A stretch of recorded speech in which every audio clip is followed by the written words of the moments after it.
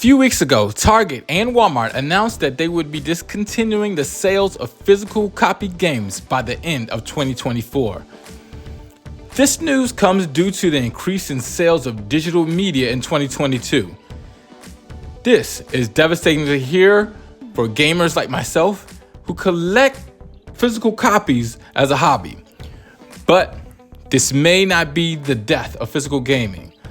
Atari is a retro gaming company that has been developing physical games since 1977 and has released the Atari 2600 Plus.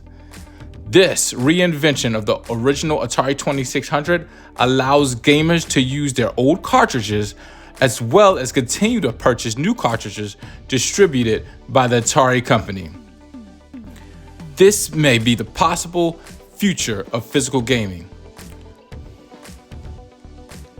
If other gaming giants like Sega and Nintendo decided to follow suit, this may save the future of physical gaming.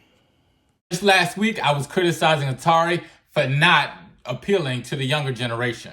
But maybe I should be thanking them for standing up to the digital revolution. Do you think this is the end of physical gaming? Let me know in the comments below. Like and subscribe.